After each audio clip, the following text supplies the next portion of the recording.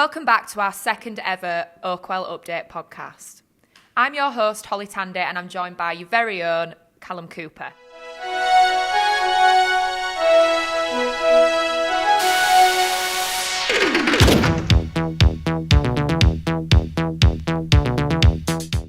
Last week, we caught up with Oliver Wilkinson, we talked all about the academy, we spoke about the first team, and ultimately, we spoke about Blackpool away. Well, what an afternoon by the seaside it was as well. As you all are aware, we scored a last-minute winner. Came off the shoulder of Mark Roberts. I was very fortunate enough to be on commentary for that game that day, joined by press and media man Lewis Robinson on summary. So let's relive that moment. Chance of USA from the away end as the corner comes in, looking for Pines. It's Di Giovanni though, and it's in! Your header! Mark Roberts is the man that gets on it. Barnsley get what should be the winner here at Bloomfield Road. A wonderful delivery in. And it's that man again, Mark Roberts. He was the hero at Oakwell to find the equaliser late in the game against Wycombe. This time he's found the winner here away from home at the seaside. And the Barnsley boy back in a red shirt. Wow, what a moment, and it's great to relive it through the commentary. Some big improvements made, and Callum, how did you view the overall performance? Yeah, well, I mean, just the game itself, I actually thought it was really entertaining between two teams. Maybe not polished from both sides, but it was really end-to-end, very, very entertaining. And as we spoke about on the pod last week, I think it was a performance, really, that Barnsley were needing. Much improved, and we mentioned at length about the break that they've got from the international break and how that might impact the team, the coaching, and just have that extra time for Darrell Clarke with the players. And I think you could really see that. You could clearly see that sort of identity, the players understanding the instructions, and it really made for a fast-paced, intense, and like I said, really entertaining game. I think Barnsley definitely deserved to win. The fact that we sort of went 1-0 up, and I think we had a couple of chances maybe to add to that, didn't quite take them. Blackpool pulled one back and made sort of I think it was a double or triple change at the time, and they looked really, really on top for that sort of 5-10 minutes period. And I was sat there up in the commentary box thinking it's going to be difficult now. Hopefully Barnsley can sort of weather that storm, and that's exactly what they did. Not only did they do that, they've then gone up the other end, carried on battling, and right at the last moment, I mean, what a moment it was. Mark Roberts, the hero again. He was the hero at Oakwell for the equaliser against Wycombe. This time, well, it's not come off his head, has it? It's his shoulder, sort of back area, but just we do not care. Yeah, it was, but we do not care. However, it went in whatsoever. It was a fantastic finish and well deserved as well. You know, back to the first goal, Davis Keeler done. Great to see him back on the score sheet. It obviously scored on his debut against Bristol Rovers and comes with that big reputation of scoring and creating a lot of goals last season for Mansfield in their promotion campaign from League Two.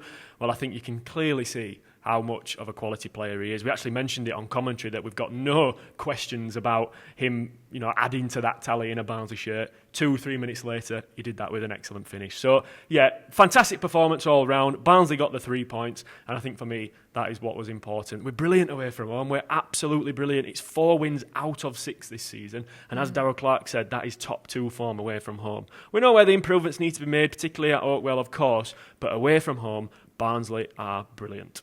That's a great way to sign off last week. And obviously this week, Charlton at home. To O'Keefe, on the right of the 18-yard box, in for Humphreys. Humphreys, back down the right, gets a strike away. He drops the Keeler down! And it's in! Keeler Dunn opens the scoring once again for the Reds. He pounces on the ball inside the 6-yard box. After the save from Will Mannion, Humphrey's strike blast the hands of the goalkeeper, and Davis Keeler done his on hand there to beat the defender to the ball. He goes back to Slanina. Slanina helps it back in, looking for Cosgrove. Cosgrove gets a header, drops to Waters. Waters with a strike! He's done it! Equaliser for Barnsley. Max Waters on his return to the Barnsley team. Left-footed effort. 12 yards out from goal, a snapshot shot. It's an excellent strike.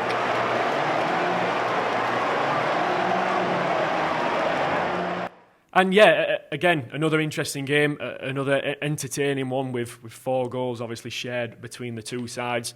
Bit of a chess match really, particularly that first half. I think Barnsley grew into it in the second 45 minutes, definitely. And I think really they'll probably rue that opportunity of not being able to come away with 3 points. It certainly felt like that. I know we rescued it late on, but even the manager, Darrell Clark, again, he said that Barnsley definitely deserved more. And I think the performance certainly warranted that. We obviously opened the scoring. Again, Davis Keeler done. We've obviously mentioned him at Blackpool, and now that's probably given him a massive boost for his confidence. Probably one of the easiest goals that he has scored, but great anticipation to pounce on that. I know his obviously strike partner Stephen Humphries, he didn't get on the score sheet, but he sort of made that goal, didn't he? He stung the palms of Will Mannion in goal, and Davis Keeler was on hand to pounce on that. So brilliant finish, and yeah, Barnsley did have plenty of chances from that point, didn't we? I think it was a Mark Roberts long throw again. Mark involved in the attacking side of things. It fell to John Russell, who absolutely cannoned one off the crossbar, and then I know, everyone literally out of the seats, back down. It's just such a heart-wrenching moment. Of course. And then moments later, cleared off the line, so it was really, really marginal. And then, of course, Charlton made a couple of changes. Luke Berry, the former Barnsley man, comes on, and obviously we all know how that story goes. He gets a double, and it looks as though, I mean, I called it on commentary at the time that Luke Berry had won it for Charlton. Thankfully, that wasn't the case. An unbelievable character to concede so late, to go right up the other end and manage to salvage something. No less than what Barnsley deserve whatsoever, by the way. As we said, we had enough chances to really sort of put a gap between us and the opposition at 1-0. Didn't quite take them. It'd have been a travesty if we'd have not come away with anything in that game. But go up the other end, and Max Watters, I mean, that's fantastic. Yeah. Someone who obviously started the season quite well. He got a couple of goals and looked to be really hitting the ground running. Picks up an injury, which has generally been the case with Watters. He sort of gets into a really good spell and then gets really unlucky and unfortunate with an injury, and that's been the same this season. So I'm so pleased for him to come back and get on the score sheet, back on the score sheet, an important goal as well. And what a strike it was. Yeah. Sort of a snapshot on his weaker left foot, gave the goalkeeper absolutely no chance. Weren't able to go and get the winner, unfortunately, but nonetheless, a decent result. Charlton are a little bit lower down in the league table than us, but they were on a fantastic run last season. Nathan Jones is a fantastic manager, got experience at a higher level, and the start of the season really well, Charlton, and were tipped to do really well as well. Obviously, League One's it's a really difficult league this season, so it's going to be difficult for any team. But Charlton is certainly a good side, and taking a step back of it, obviously as fans, we want the 3 points, but probably not the worst result overall. Yeah. I know you mentioned Dunn's goal. One of my favourite goal celebrations ever was obviously when Humphries jumped on his back and they did the swimming gesture. I'm sure that will be inserting a clip for the purpose of the YouTube viewers now. But in terms of how the team are, I think we're starting to see them gelling. Yeah. That's something that's really positive. Obviously, like you say, we wanted more. They fought hard. Yeah. But how do we kind of take that, confidence from last night into Saturday's game against Shrewsbury? Well, I think, look, we obviously mentioned that Barnsley could have really and should have really come out with the 3 points. So if we're going to take anything from that game, it's got to be confidence. We certainly can do it against sides that are going to be up there. Blackpool, the same. You'd think with the start they had under manager Steve Bruce, really, really strong start. You think they're going to be up there in that top half. You'd expect the same of Charlton, who've got a good squad and, again, a good manager. So Barnsley can certainly take confidence from that. And you're absolutely right. You can see that sort of togetherness brewing, the partnerships. You mentioned the celebration. Sort of Davis Keeler and Stephen Humphries certainly have a great on-pitch relationship, whether it's be playing, and linking up together, but also off the pitch as well. You can clearly see they're getting on. Obviously, joined Barnsley at a similar sort of time, so that is great to see, and that's only going to sort of breed more confidence, better results. You'd like to think so, and I think we've definitely seen that improvement. Prior to the international break, there was criticism given, but I think post that break and just that extra little bit of time, we've definitely seen that improvement. Of course, again, we didn't get the 3 points, but certainly an improvement, and you've got to think. It's been difficult with the chopping and changing of the side because of those injuries that we've had. Sort of We've touched on Max Waters, who'd started well, and he had a big spell on the sidelines for sort of a month or so, maybe more. Adam Phillips has been in and out of the side. He obviously picked up an injury against Blackpool after just returning, so that's disappointing. Hopefully he's going to be back in as soon as possible. Sam Cosgrove, who's really, given his stature, the only sort of natural target man that Barnsley have, he's suffered through injury as well so far this season. So there's been a lot to contest with, but the players that have come in have been able to step up. Yeah. Vimal Yoganathan, for example, the youngster making his first ever league start for Barnsley last night. I thought it was brilliant. Really, really solid, sort of an experienced player's performance. It was almost like you didn't notice him too much, but that's one of the biggest compliments sort of thing. When a younger player comes in, the spotlight's on them, the pressure's on them and things like that, but he looked like a seasoned pro. So, yeah, a lot of positives, definitely. Going on to Saturday, to answer your question. Again, I don't think there's any easy game in this league. It's Shrewsbury away, so it's a long-distance one. But Barnsley have got to take confidence from the last two games and hopefully have that bit of fire in their belly that they didn't manage to get the 3 points here on Tuesday night, and hopefully we're able to do that on Saturday. Of course, there was plenty of action at Oakwell last night against Charlton Athletic. The exact same tonight as well, with the first fans forum of the season, which saw Chairman Nirav Parekh, CEO Jon Flatman and Sporting Director Mladen Sormaz join us for the evening. And we're very pleased to say that Jon and Mladen join us this evening as well. Welcome to the podcast. Firstly, Jon, I felt like tonight was a really positive experience. The fans got a chance to, really ask them questions that they've been wondering about, and the topics that they discussed. Sometimes they're not comfortable things to talk about, but you were very transparent. How important was that for you to be able to communicate with the fans? Yeah, I just think it's really important. It's important for the club to hear what's on the minds of fans. And we hear it on social media, we hear it on the terraces, hear it during games, we hear it away games. But it's always good to have a forum where fans can specifically think about those questions they want to answer and get the opportunity to ask it. Also gives the club a great opportunity to get across some key messages. And there are some messages that are really well delivered, and the best forum for that is the forum, if that makes sense. And we wanted to get across some key messages tonight, just about the funding model of the club, about the impact of player sales, about some of the key issues that we as a club face, and ultimately the need to drive revenue and to believe it's a positive. But that everyone's contributing to that pot of 17 million that we spoke about before, to deliver ultimately the priority, which is the best football team we possibly can. So it was a great opportunity to do that. Thank you to fans who listened, whether that be online or in the room. They gave everyone a chance to answer those questions. And thanks to Mladen and to Nirav, obviously, as well for their contribution. Of course, and it was a very successful evening, we can certainly say that. And it's probably a question, to be fair, that never gets asked to yourselves, but it's definitely a courageous thing, really, to be sat in front of a room of fans and asking hard-hitting questions. So on a personal note, how do you find it? It's certainly something that, as Jon said, it's something that needs to happen, and having that communication, it's really good. But obviously, a very courageous thing as well to be sat in front of a room with the fans and like I say, asking those hard questions. Yeah, no, look, it's a great opportunity to do that, and I think you have to show your face. You have to be in the room every now and then. You're the ones making, for me, the football decisions. Jon more on the financial side, but I think it's got to be an open forum, and they've got to ask you those questions, and I think you being there really helps build that link with the community and the fans. So Nirav was obviously present tonight, but can you give us, Jon, a little bit of an insight into the support that we get from ownership? Yeah, just to run through some of the numbers that I gave earlier, really, to reiterate.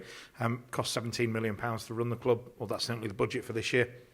A lot of that, 11 of that 17 will be spent on football. 4 of it will go on keeping the lights on, basically. Yeah.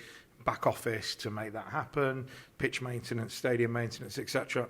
And roughly 2 million of it will be on match day costs. So that's the cost of putting a match on, whether that be stewarding, floodlights, and all those issues around police, etc. And I also outlined where the revenue comes from to make those happen. 2 million or 2 to 3 million of that is broadcast money. So that's the Sky Central TV money. 1.7 of that is commercial. And around 3.1 or 3.5 of that, but without the numbers directly on me, as such, comes from season tickets, match tickets, and food and beverage.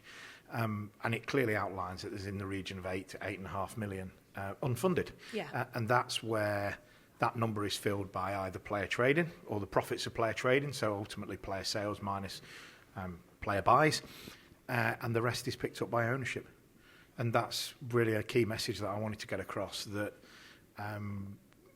perception of ownership in sport is about ownership and profit, and ultimately this is not a profit situation. This is an understanding that the financial landscape for football is extremely difficult, even more so in League One. Yeah. It potentially gets worse, going up the system. And that's a separate issue on its own that we can cover another day. But at this point, the owners are contributing huge amounts, whether that be the Crine family, whether that be Julianne and Matt from their family side, or whether it be Nirav himself. They're putting a huge amount in to make this work. So I wanted to get across tonight how important is every single person's contribution is really, really important. Yeah. Ownership, fan base, commercial partners, and ultimately revenue is what we need, because with an increase in revenue we can go out there and recruit better players to enable the team to go out there and win and move up to the Championship, which is what Mladen described earlier. So it's kind of a long-winded way of saying it, but I needed to get that message across tonight, and I hope I did that in the most succinct way possible. No, that's a really interesting insight, John. Thank you. And yeah, just worth mentioning as well that obviously those are hard numbers, hard facts of how Nirav supports the club, but Nirav on the board are always available as well. I know they're in different locations in the world, but when we're in a window or something like that, there's no actual lag on having access to them, which is incredible when you think about the amount of businesses they're involved in. They're always up to date with what's going on in Barnsley. They always want to know. And, speaking as a sporting director and maybe John as a CEO, it helps, because then when there's decisions to be made, there's no lag, and it's something they're clearly passionate about. And it's something I've felt since I've been here, which has been like a pleasant sort of thing to experience. A lot of questions as well tonight about the recruitment side of the football club. Some really interesting questions and answers given. If you just want to summarise that, because I've some really interesting points. Yeah, there was a good question from a fan from externally looking, trying to guess what's the model and how we're operating. I think they made some fair points, and they are right that there is this aim for sustainability whilst competing at the top end of League One. I think some of the context I tried to give around the answer was about how we're trying to use the academy more. We're trying to get the link going again with players like Fabio, like Vimal, and Oliver Wilkinson's of the future.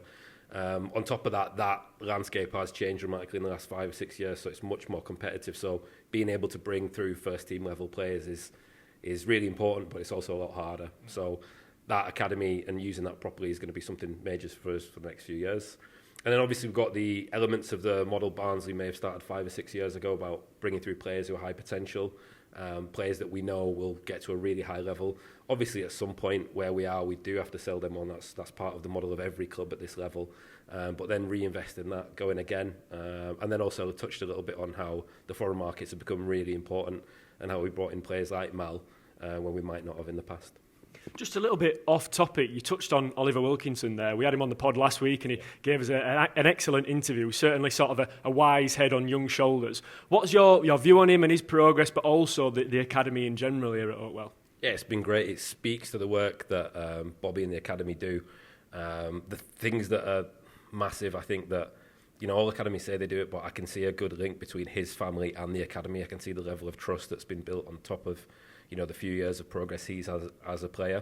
So when he represents England, he's representing Barnsley, what the academy's done, what Bobby and the staff have achieved. I think it's a massive positive, and I think if we can get that into a bit more of a conveyor belt with a pathway back to the first team, over the next 5 to 10 years, that'll be a massive benefit again. What's your kind of vision for the club moving forward? Is there anything that you kind of come into work every day and you think, that's where I see Barnsley?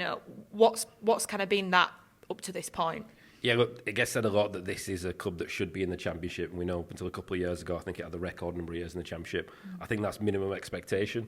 I think getting us stable there alongside some of the things we're trying to do in recruitment and the academy link again, and then really pushing and being a sort of mid to top half table Championship club who can challenge for playoffs. And then, at the longer term, we've seen clubs be able to do this from League One into the Premier League. And Nirav touched on that, saying, look, it's not realistic this year and next year, but in terms of the Premier League, that is. But obviously, that's where everyone wants to be. That's the top of the pyramid. And I think every club down to the bottom of League Two is going to give you that answer as the ultimate aim for the club. Of course, and back to tonight, probably a question more for John.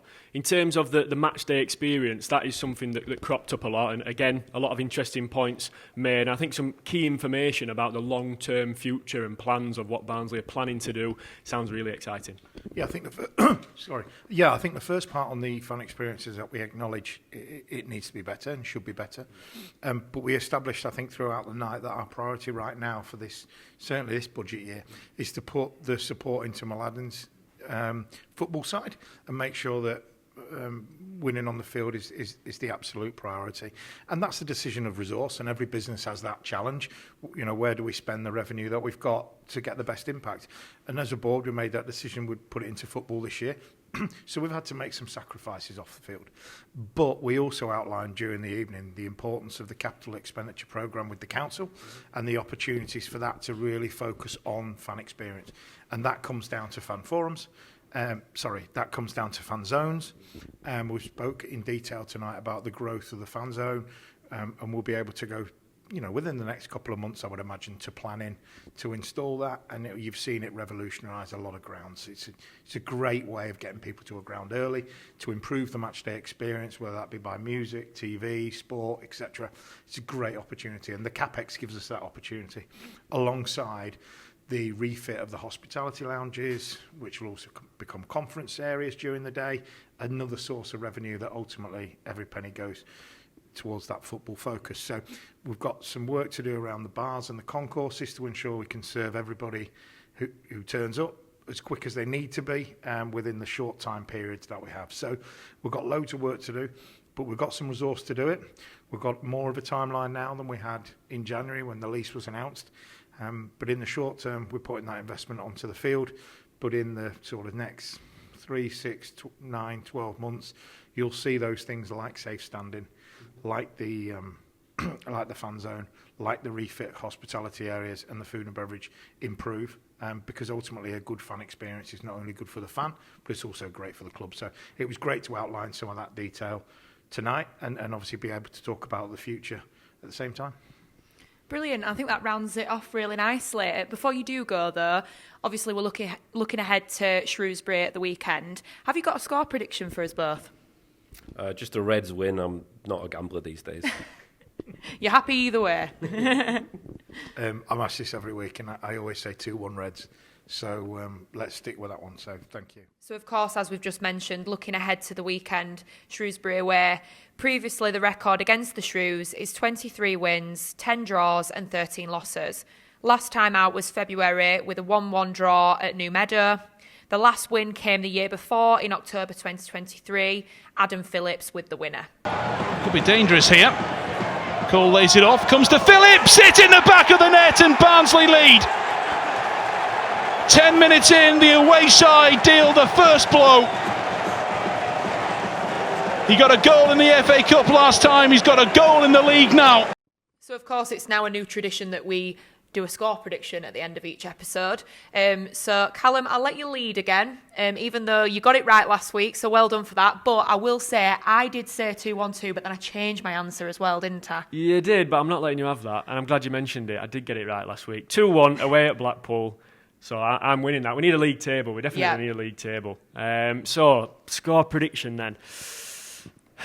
We've already touched on the fact that every game in this division there's no gimmies, is there?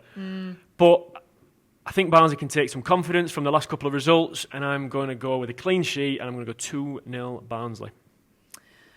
I'm going to go 1-0.